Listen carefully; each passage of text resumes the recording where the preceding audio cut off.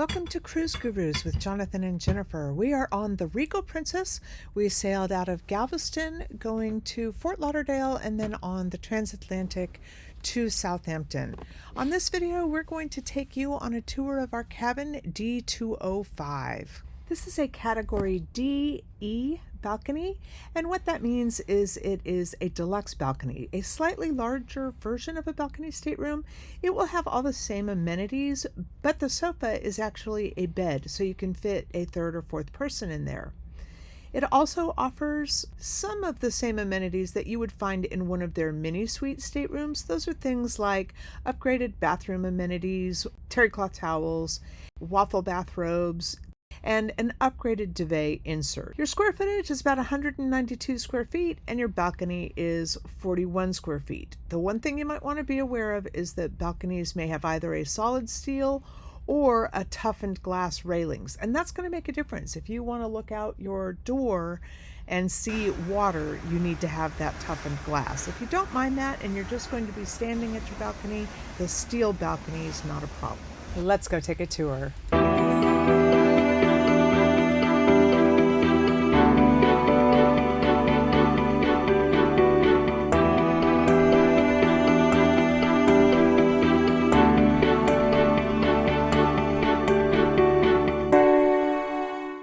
On the Regal Princess, and our stateroom is D205. That is D for Dolphin, on the 9th floor. Dolphin floor, D205. That means we are on the starboard side and we're pretty far forward. We have a balcony, so we will look at that.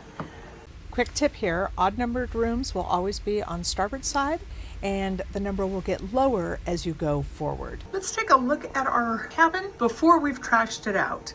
The cool thing is we got on the ship at about 11:30. It's 12:14 right now, and our bags are already in the cabin.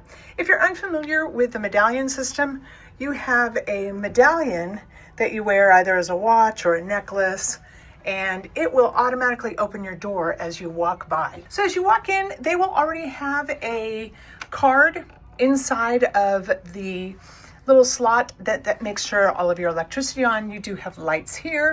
You've got one that takes care of the front hall entry area. And then you have one that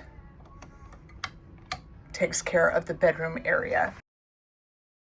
The entrance closet area has a nightlight feature that is motion activated. So as you walk into the space, the light turns on and it will stay lit for about 2 minutes. As you walk in, you've got a full-length mirror and a closet, cabinetry with a safe in it, and quite a bit of hanging space. As I said, our luggage was already delivered, so that was kind of nice. Our life jackets are up above. You do not need those for your muster station check-in. In fact, we checked in at the muster station before we even came to our room. As part of your safety briefing, you can watch the mandatory video on your TV or on your app. The bathroom is pretty basic. You've got a toilet, a single vanity, some shelving on one wall, and a shower enclosure. You do need to recognize that when you open that door, it pretty much blocks off the rest of your closet space. So that's where your tight spots are on this ship in this cabin class. As we come through this little entrance hallway, we had our bed set up as a queen size bed, but let's be clear that that queen size bed is the combination of 2 twin beds. So it's pretty big. You could have it set up as 2 twins. We each have a nightstand and we each have light switches, but there is no USB port or plug near the bed. That's a really big deal if you are a CPAP user or if you charge your phone at night by your bed. That's a pretty big issue on this ship. We have a small sofa. Our sofa in this room is a pull-out bed so that if we had a third or fourth guest, they could sleep there. It has a single desk, and this open cabinet here is the mini fridge. One of the things I really do like about Princess is they leave your mini fridge empty. So if you have a drink package, as we do, we have the Princess Plus package, then you can fill it up with what you like. You are allowed to bring 1 bottle of wine on board without paying a corkage fee, but after that 1 bottle of wine, you must pay a $20 corkage fee, and you're not allowed to bring spirits, beer, or anything else.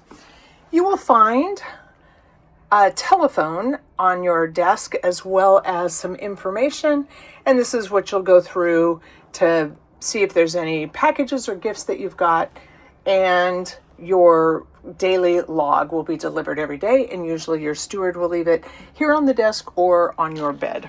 We do have a balcony. This may be a larger sized balcony.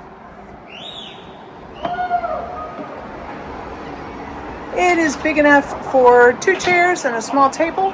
As I said, we're on the starboard side, so we are able to see into the Galveston city today. And this is how far forward we are. That is the bridge that I'm looking at right there. The room does have a large screen TV right in front of the bed, but it's visible from the couch as well. And the desk acts as a vanity and has a large mirror there.